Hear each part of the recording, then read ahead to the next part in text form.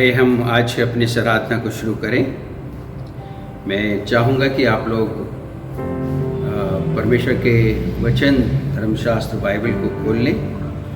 यूहन्ना रचित सुसमाचार उसका 15 अध्याय उसके 1 पद से और 11 पद तक मैं आपके लिए पढ़ूँगा।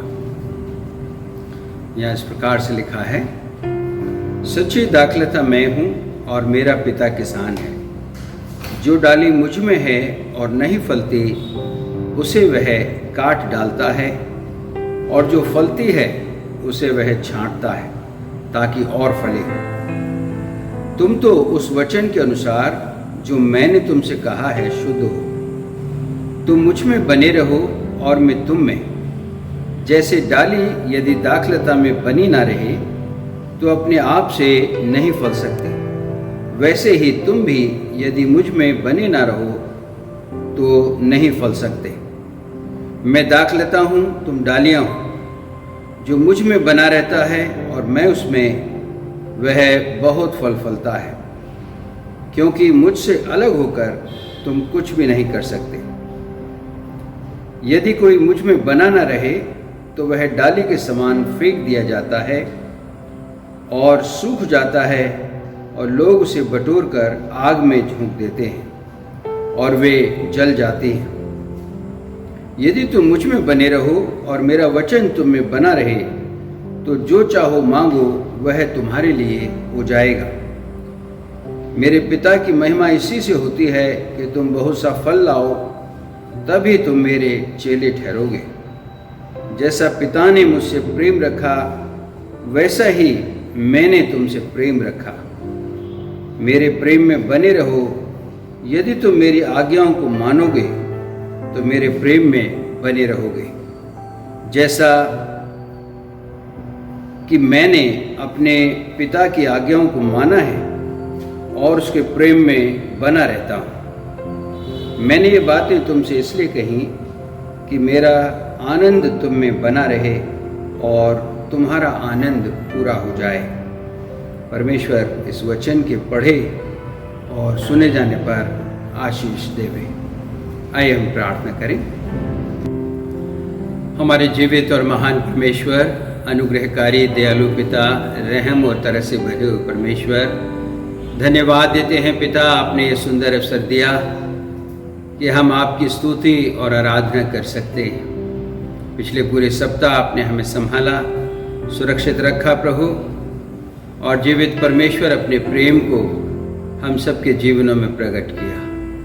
सामर्थ्य परमेश्वर, जब आपके बच्चे अपने अपने घरों पर हैं और वीडियो के माध्यम से सुनकर आपकी आराधना करते हैं, पिता परमेश्वर अपनी उपस्थिति हम में से प्रत्येक को दे। आपका आत्मा हमारे अगुवाई करे। आज का वचन और जो गीत गाए जाते हैं उन सब के द्वारा आपके पवित्र नाम को महिमा मिले। धन्यवाद के साथ प्रार्थना को अपने उद्धारकर्ता प्रभु यीशु मसीह के नाम से मांगते हैं, आमीन। इससे पहले कि हम वचन में चलें, भाई टोनी के द्वारा एक गीत सुनेंगे। प्रभु के मीठे मधुर नाम में आप सभी को हमारी जय मसीह की। आशा करते हैं कि आप सब अपने अपने घरों में सही सलामत होंगे। आइए इस गीत को गाकर परमेश्वर की महिमा करते हैं। बहुत ही सुंदर लफ्ज़ हैं इस गीत के। प्रार्थना में जो कुछ मांगा पूरा करो अरमान, सारी खताएं मान कर अपनी तेरा करूँ मैं ध्यान। सो इस गीत के द्वारा प्रभु हम सबको आशीष दे।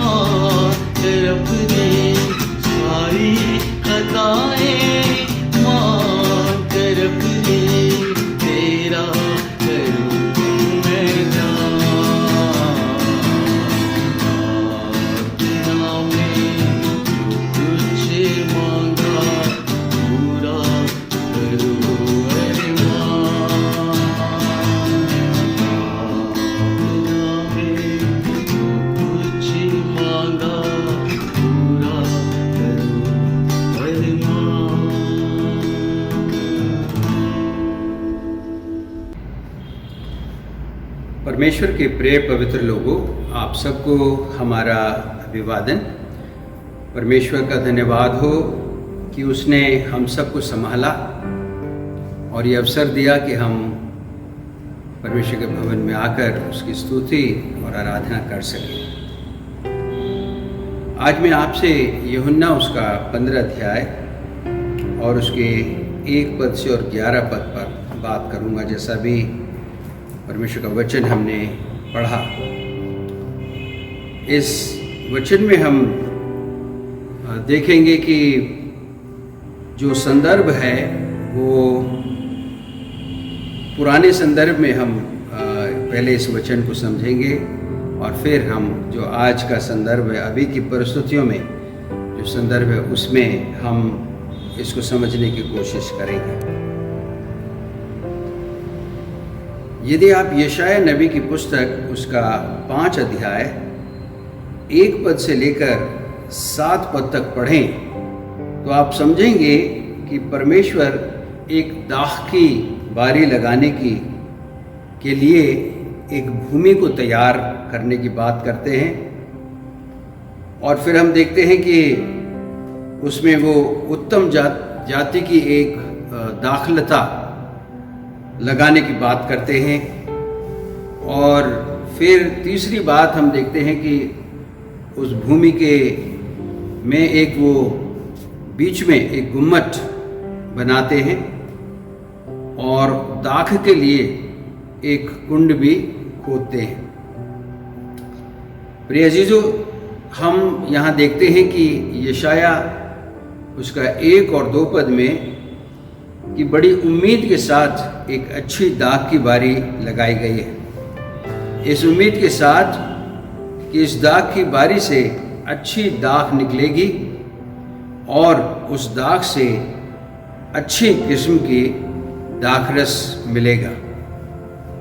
यशाया 5 अध्याय और उसके 7 पद में हम पढ़ते हैं कि जो दाख की बारी है वह इज़राइल का घराना है और उसका प्रिय पौधा यहूदा के लोग हैं। यूहन्ना उसका 15 अध्याय और उसके 1 पद में यीशु कहते हैं कि मेरा पिता किसान है। अच्छी दाखलता मैं हूँ और मेरा पिता किसान है। प्रिय अजीजों, किसान जब खेत में मेहनत करता है तो इस उम्मीद के साथ मेहनत करता है कि उसे कटनी के समय अच्छा फल मिलेगा। परमेश्वर ने इज़राइल को एक अच्छी दाख की बारी की तरह उसकी देखरेख की। बड़े बड़े आश्चर्य कर्म परमेश्वर ने उनके जीवनों में किए और अपनी सामर्थ्य को इज़राइल पर प्रकट किया ताकि इज़राइल परमेश्वर की सामर्थ्य को देख करके परमेश्वर की महिमा करे। लेकिन इज़राइल ने ऐसा नहीं किया। यशाया उसका 5 अध्याय और दूसरे पद की आखिरी 2 लाइनों में हम पढ़ते हैं कि उसने अर्थात परमेश्वर ने अच्छी दाख की आशा की, परंतु उसमें निकम्मी दाखें ही लगी।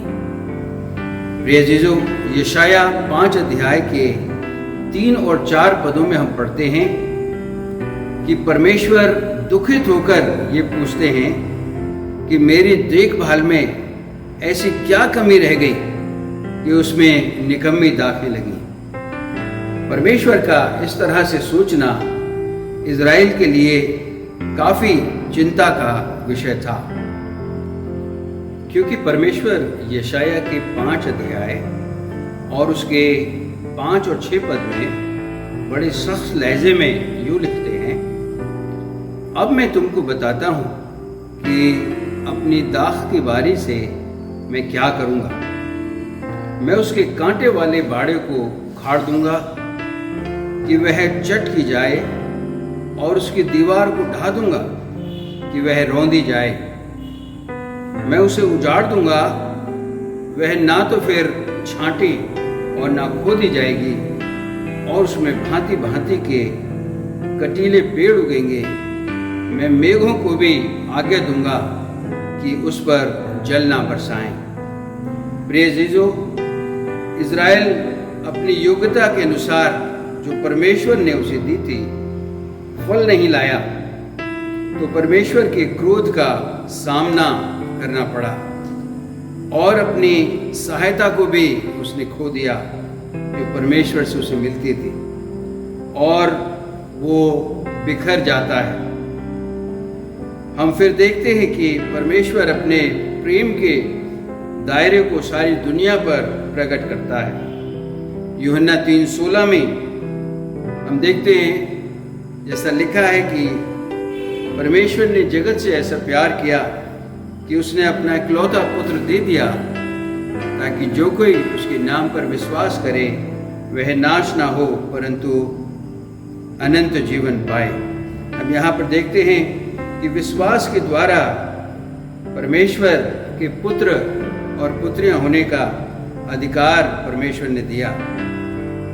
प्रेरितों के काम उसका 10 अध्याय और 34 पद में हम देखते हैं कि परमेश्वर पतरस के ऊपर इस रहस्य को प्रकट करते हैं, और पतरस फिर 34 और 35 पदों में लिखते हैं, अब मुझे निश्चय हुआ कि परमेश्वर किसी का पक्ष नहीं करता, परंतु हर जाति में जो उससे डरता है और धर्म के काम करता है वह उसे भाता है।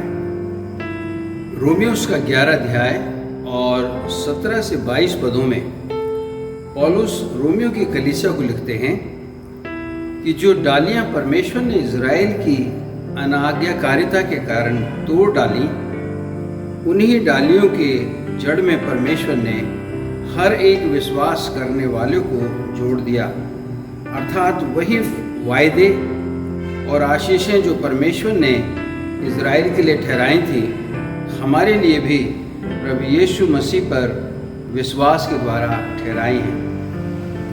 रोमियो 11 अध्याय और 17 पद से 22 पदों में संत पौलुस परमेश्वर की पूर्ण योजना को प्रकट करते हैं, अर्थात क्यों परमेश्वर ने स्वाभाविक डालियों को जो इज़राइल है काट डाला, और विश्वास के आधार पर कैसे हमें उस जड़ में जो स्वाभाविक डालियों को तोड़े जाने पर खाली हुई जोड़ दिया।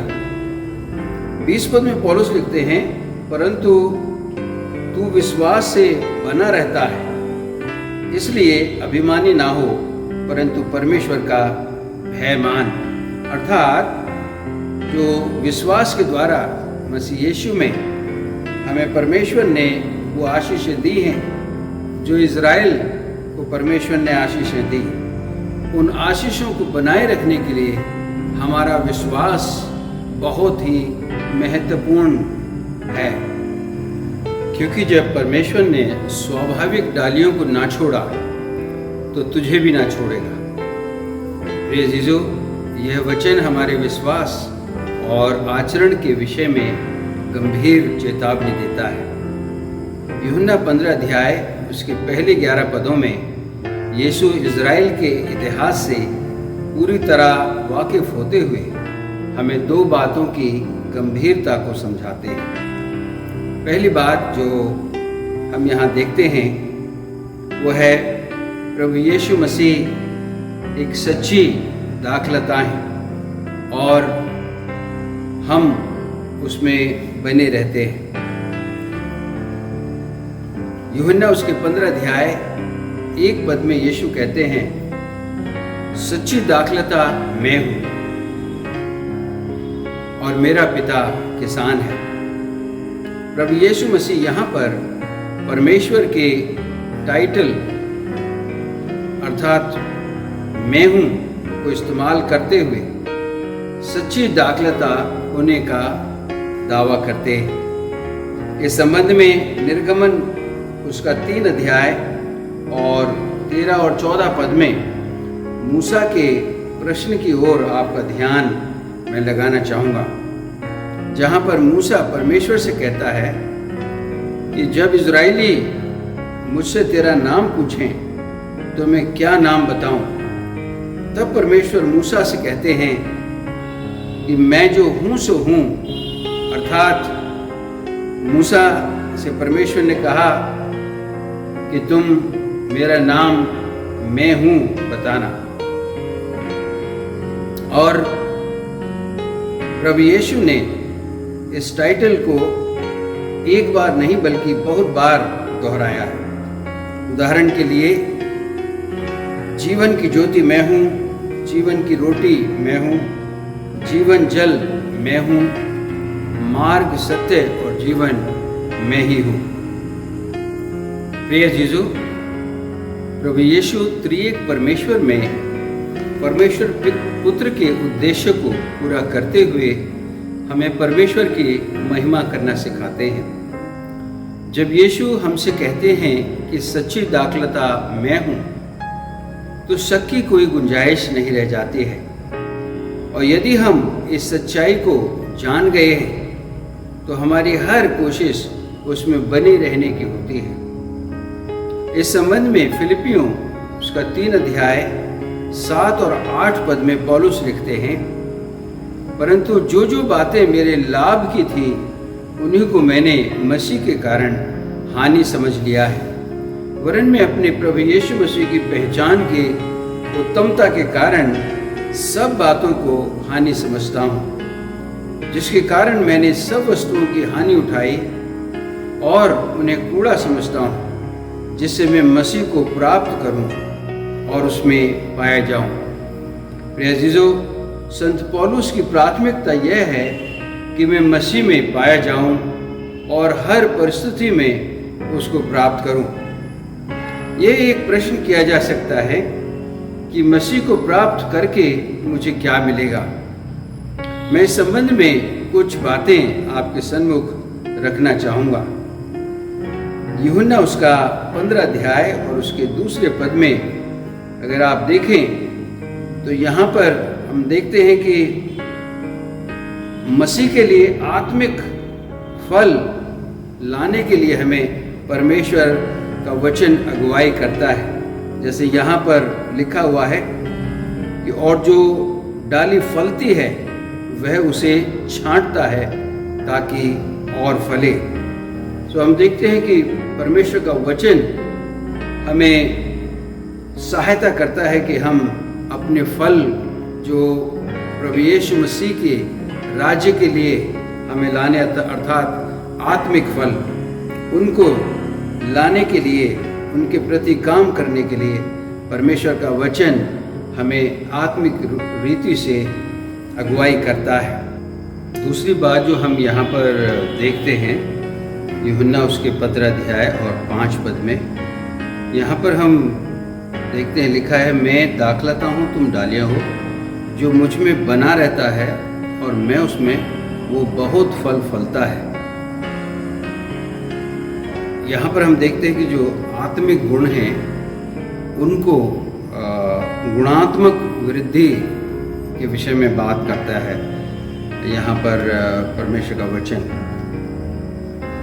जैसे हम गलती उसके 5 अध्याय और 22 पद में आत्मिक फल पाते हैं, तो उन फलों को यहाँ पर लिखा हुआ है कि वो बहुत फल फलता है।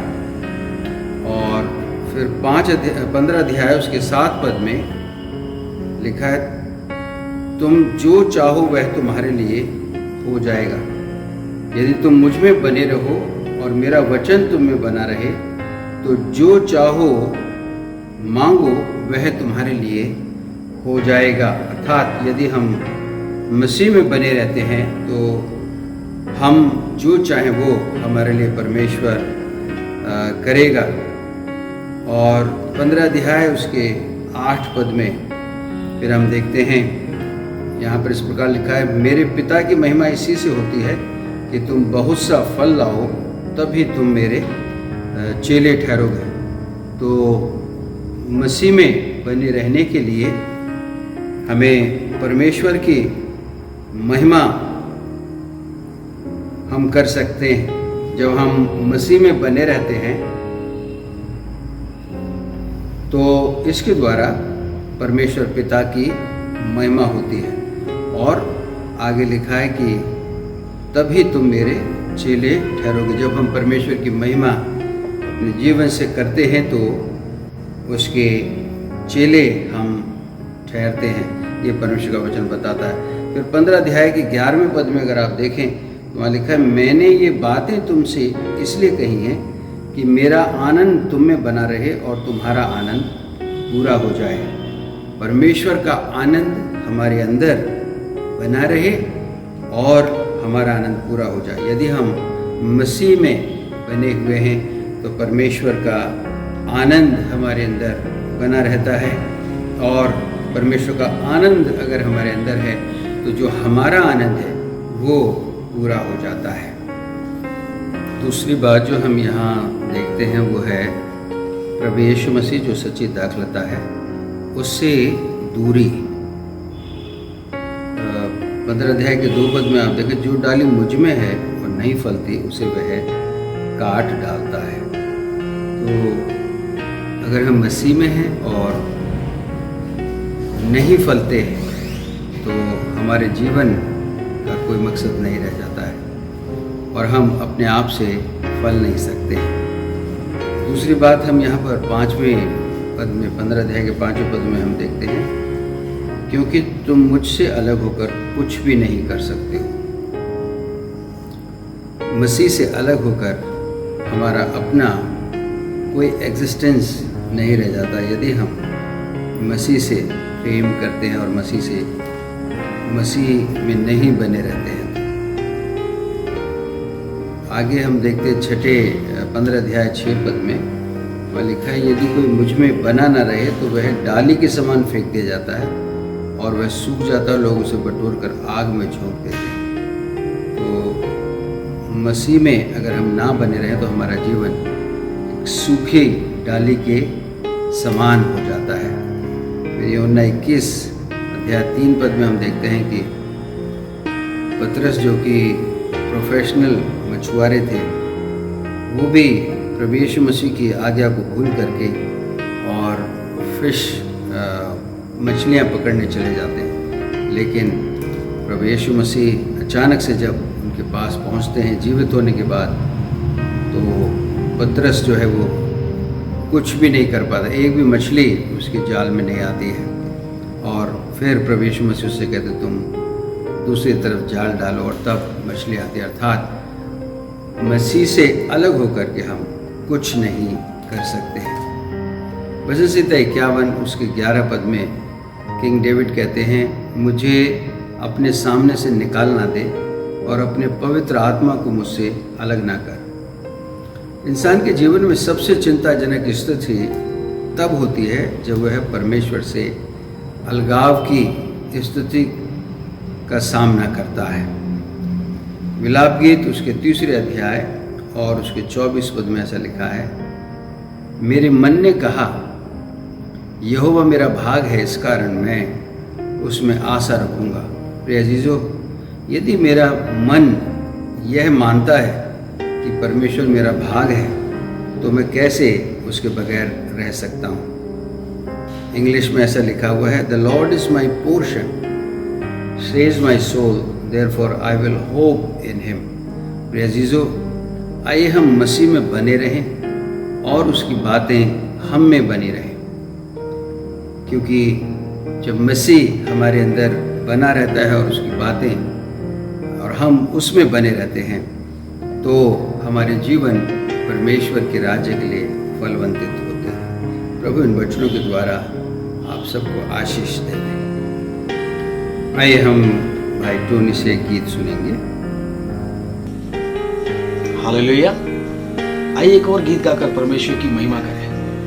ये गीत जब हम गाने जा रहे हैं इसके अल्फाज बहुत ही सुंदर हैं। गीत का लिखने वाला कहता है कि हर तरफ हर जगह तू ही तू है खुदा, मैं किसी भी बला से ना डरूं। तू जो रहबर है, तू जो है शाफिया, मैं कुछ भी फिक्र ना करूं। आगे कहता है मेरा हर पल मेरा कल तेरे हाथों में है यीशु। हालेलुया। तो आइए अपना हर पल और अपना कल प्रभु के हाथों में सौंप दें और डरे ना, और इस गीत के द्वारा परमेश्वर की महिमा करें।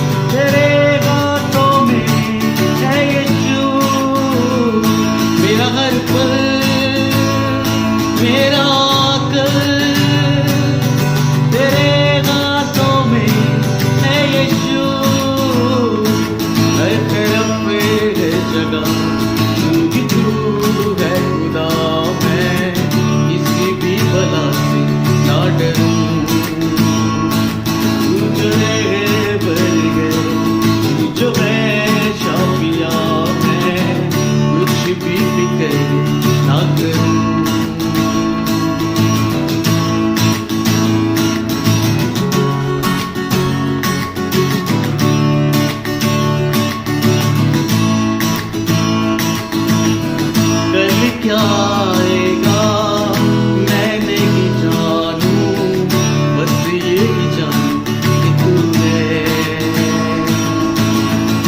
तेरी कृपा से अब तक चला हूँ, साथ मेरे कभी तू है।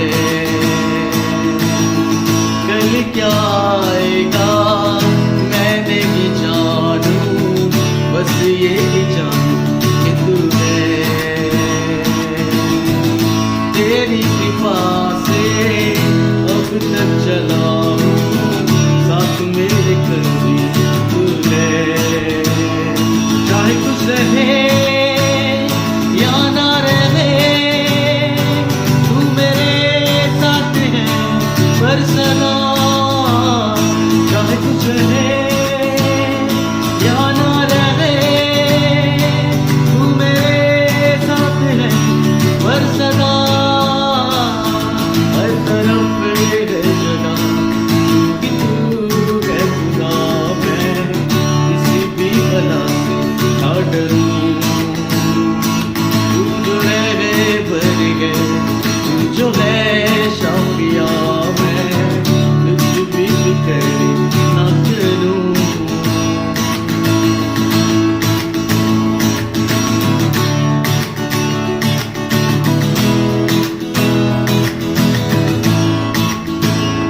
तुझ में है मसीह मेरी तो ये जिंदगी,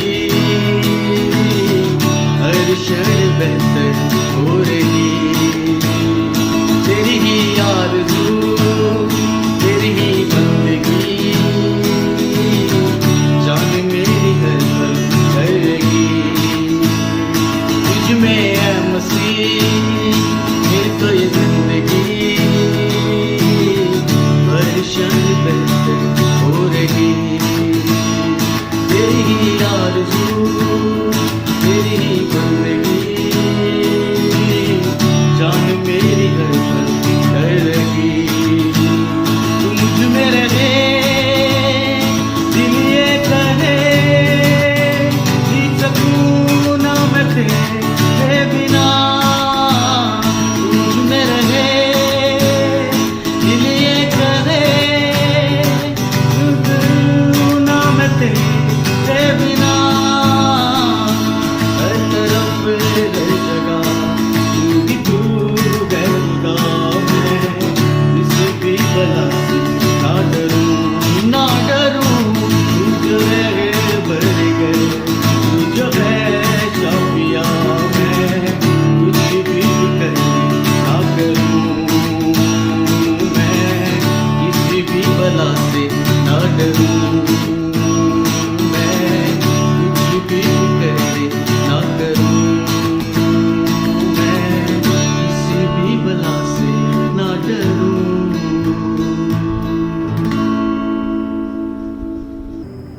आइए हम प्रार्थना करें। हमारे जीवित और महान परमेश्वर, धन्यवाद देते हैं पिता, आपने ये सुंदर अवसर दिया प्रभु कि हम आपके भवन में आपकी स्तुति और आराधना कर सकें। आपके बच्चों ने अपने घरों में रहकर पिता परमेश्वर इस आराधना के द्वारा प्रभु आपकी महिमा की है। अपने बच्चों को आशीषित करें और पिता परमेश्वर जो वचन से आपने हमें सीखने के लिए मदद किया है, यदि हम परमेश्वर प्रभु यीशु मसीह में बने रहते हैं तो उसके क्या फ़ायदे हैं, और यदि हम नहीं बने रहते हैं तो उसके क्या नुकसान हैं। इन बातों पर प्रभु हमने विचार किया। साथ ही पिता परमेश्वर जिस संदर्भ में ये बात कही गई थी इज़राइल के विषय में, उन बातों पर भी प्रभु हमने विचार किया। धन्यवाद देते हैं प्रभु, अपने बच्चों को आशीषित करें। शुक्रगुजार हैं प्रभु, सभी अपने बच्चों को आपने संभाला, सुरक्षित रखा। मैं धन्यवाद देता हूँ पिता, हमारे देश में आपने प्रभु अपनी दया को बहुतायत से उंडेला है। जो लोग इस बीमारी से, वायरस से परेशान हैं प्रभु, उन सब के लिए मेरी प्रार्थना है, अपनी आशीष दें, उन्हें छुएं और चंगाई दें। और साथ ही प्रभु मेरी प्रार्थना है उन सभी लोगों के लिए पिता, डॉक्टर, नर्सेज, पैरामेडिकल्स पुलिस और सफाई कर्मचारी सब प्रभु जी जो सेवा में लगे हुए हैं, अपनी आशीष दें और सुरक्षा दें। प्रार्थना है पिता परमेश्वर तमाम उन लोगों के लिए जो पैदल ही निकल रहे हैं पिता, और कितने मजदूर लोग हैं जो रास्ते में मर जा रहे हैं। कल भी कितनी खतरनाक घटना हुई है प्रभु, लोग सो रहे थे पटरी पे ये सोच के कि ट्रेन चल नहीं रही है और गुड्स ट्रेन ने आकर के उनको कुचल दिया। पिता परमेश्वर सभी मजदूरों पर दया करें, जल्द से जल्द अपने घर पहुंच जाएं पिता, ऐसी दया करें। पिता परमेश्वर मैं अपने देश के लिए आशीष मांगता हूं और प्रार्थना करता हूं पिता परमेश्वर ये हमारे देश को आशीषित करें। कलीसिया के सभी लोगों को आपके हाथों में सौंपते हुए सभी के लिए आशीष मांगते हुए प्रार्थना को अपने उद्धार करता प्रभु यीशु मसीह के नाम से मांगते हैं, आमीन। आइए हम आशीष वचन प्राप्त करें। अब हमारे परमेश्वर पिता का प्रेम, मसीह यीशु का अनुग्रह, पवित्र आत्मा की सहभागिता हम सब के साथ अब से लेकर हमेशा हमेशा तक होती रहे, आमीन। सबको जय मसीह की। सब अपने अपने घरों में रहें, सुरक्षित रहें। प्रभु आप सबके साथ बना